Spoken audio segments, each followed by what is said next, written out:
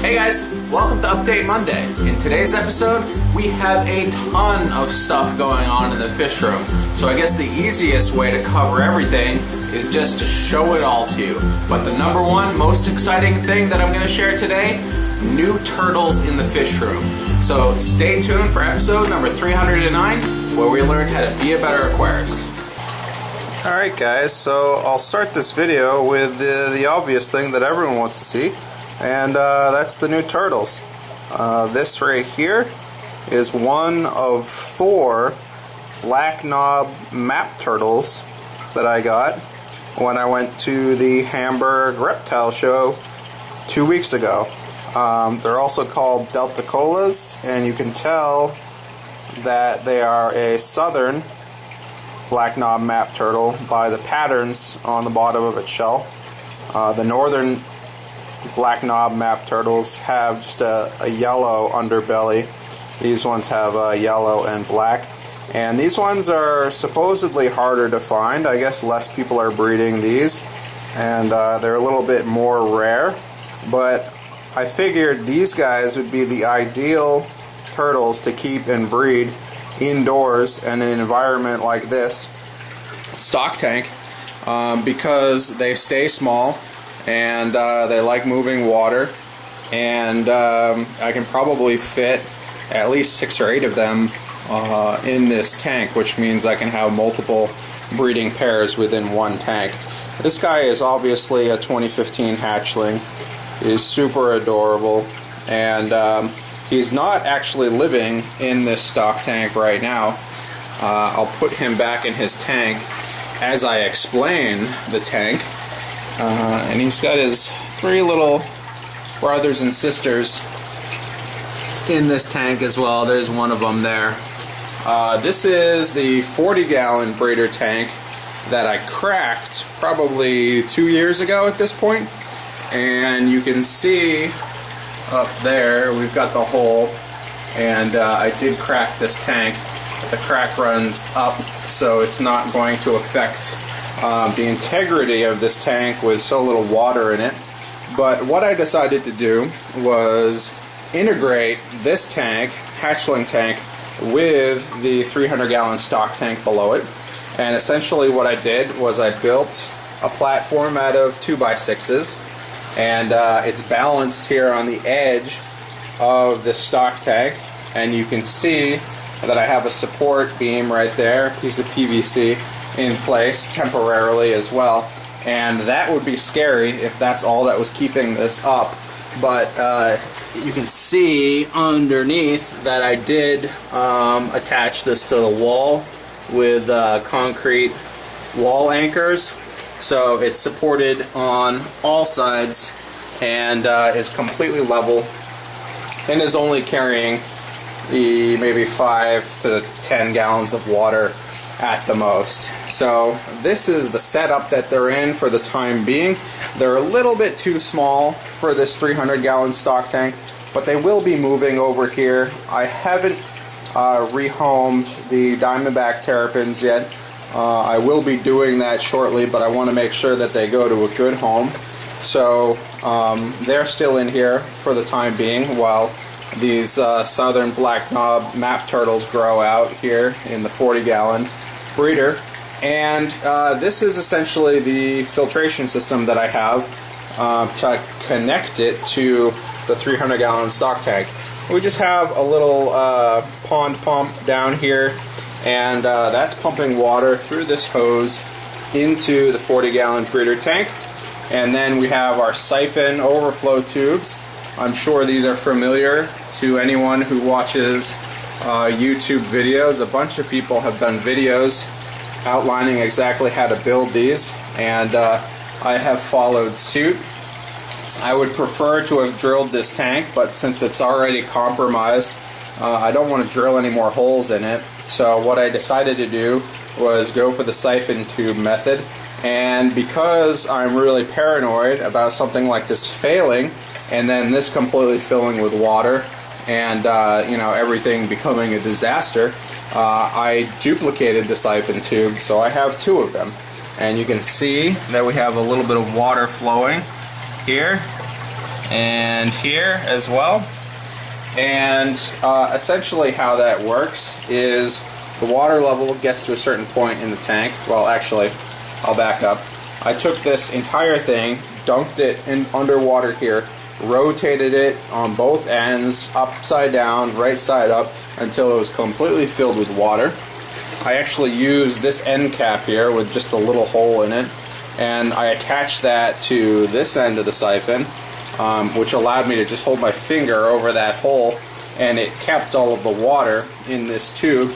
I then placed the tube over the top, maintaining the siphon, and essentially what happens is the siphon breaks here.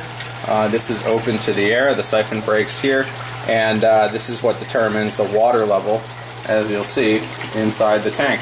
None of this is PVC welded together, so there is the chance that air could leak in and one of these could fail, but the chances of that happening on both at the same time is slim to none, so I'm not too worried about it. And the main reason I didn't cement them together is because I wanted to be able to adjust the water level in this tank. As these turtles grow a little bit, I will increase the water level in that tank a little bit, and then they'll have some more area to swim. You will see I have a basking platform there, just a piece of Malaysian driftwood.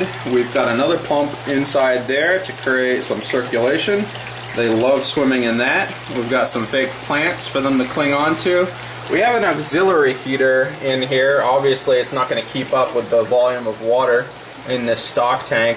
It doesn't even really turn on, but it's there just in case something happens. But the Eheim heaters that heat this water keep this water at the exact same temperature, so it's no big deal. And then up top we have a ceramic heat emitter in this fixture here, and we've got the temperature probe down there on the basking platform. It's a waterproof probe, don't worry. And then we have a Reptile UVB light in the socket over there, and it just so happens to be the Exoterra Tropical Reptile UVB light. I'm not a huge fan of the CFL UVB bulbs, but in this case this is a temporary habitat, so I went for the cheaper option that still provides the UV that they're going to need for the short amount of time that they're going to be in this tank. So I will use a mercury vapor bulb most of the time, and especially in this spot, in this basking spot in the 300-gallon stock tank. That's my favorite UV bulb, is that mercury vapor bulb. Anyways, that's the hatchling tank. We've got a bunch of other stuff to talk about. Stay tuned, keep sitting there, keep watching this video. I'm going to rocket through the rest of these things as quick as possible. There will be more videos on some of these things as time progresses, so if you want to know more about one of the things I'm about to cover, there will probably be a video. So in here we have another bag of K1 Caldness Micro Media. I got a second bag of that, and I decided to throw it in here to replace the bio balls that were in there temporarily. So we have a couple chambers here. This is the mechanical filtration chamber. I need to change out my blue bonded pad because it's a complete disaster, so I'll be doing that here shortly. But the water enters here, it goes through that barrel, out the bottom, which is completely cut open, into this 55-gallon barrel, which then has my biomedia in it. And this is still new, so it's still cycling. But I took some from my fish system and put it in here to help that process. And then we have a overflow tube here, which I've kind of surrounded by a larger PVC tube, which has this netting material down bottom to allow plenty of water to flow into this larger tube, and then up here to the overflow line through the uniseal back into the stock tank. So pretty excited to have more media in here. This is more media than I will ever need, so that's pretty good. The mangroves, as you can see, are doing really well. They're on their second, third pair of leaves, some of them, and I'm really hoping that a few of these will really take off under these grow lights, and it looks like they are. Up next, everyone has probably seen, and if you haven't, go check it out, my video outlining how I made these DIY LED lights. They're mounted to a pre-primed pine board. That's what kind of gives it its thickness there of about a ½ inch. And that's worked out really well. I've been really happy with those lights. The one thing I am a little concerned with is the temperature that these LED strips get up to. I've measured temperatures of up to 150 degrees, and so something like this would not work well on plastics, especially those that melt at low temperatures or that off-gas when they heat up. And I'm not convinced that mounting them to wood is the best idea ever either, because essentially wood is a flammable substance and we want to avoid problems down the road. So I am going to replace these LED lights that I've built, and I have a sample of what I'm going to replace it with up here.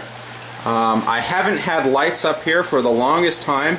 It's because I've been working on this light, which is the second generation of my DIY LED light strip, and as you can see, it's just as bright as the one below it. It actually uses one more strip for a total of 5 strips of LEDs, and the thing you'll notice is it's super low profile. I mean, look at that. This is a strip of aluminum, and what I've done is I've taken high heat enamel grill paint and I've spray painted this aluminum strip to provide a barrier so that the LEDs don't conduct to the aluminum, and I've attached those lights in the same way that I've shown in previous videos, and I've hooked them up to my power supply over here, and it's working out great. It's staying a lot cooler.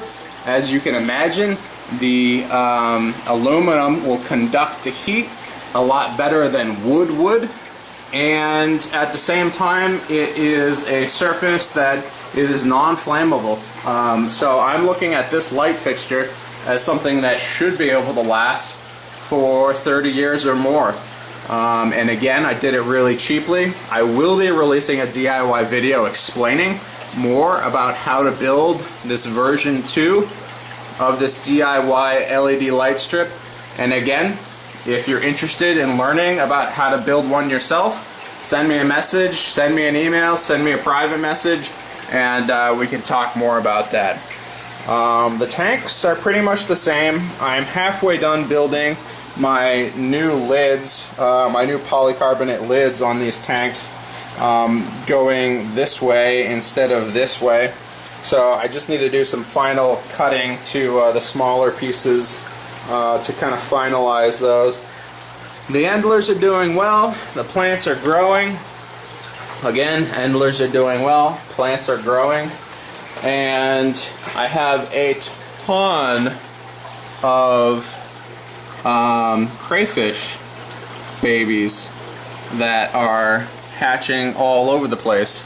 We've got the marina breeder boxes on the sides of all 4 of these tanks, and most of those are filled with crayfish, and most of those crayfish are having babies like crazy, so that's good. Someone wanted an update to the angelfish. They have laid eggs several times. The eggs have hatched, so it is a viable pair of angelfish, which is great to know. The one thing is I do not have a tank set up to raise the fry separately. So at the moment I'm not equipped to handle the eggs as they hatch, but that's something that I'm going to be looking at here once I wrap up a few more projects, is to see if I can get something set up for them. Otherwise, all of the fish are doing great. I'm still looking to maybe get 1 or 2 more pairs out of this group, but I haven't noticed any mating behavior with them, and then I'll probably sell the rest or trade them at the next fish auction. The rest of the crayfish are in here. They're kind of milling about like crazy. Again, it's hard to see. In this side, I will be building the other LED light up here, and it will be easier to see into these tanks at that point. I did go away on vacation, and sadly the colony of Daphnia didn't quite make it. So I mean, I've been watching these buckets and hoping that I see some activity. Haven't really seen it. I know that they do go dormant, so I might try to swap half of this water out into another bucket to see if that stimulates them to rehatch and reactivate.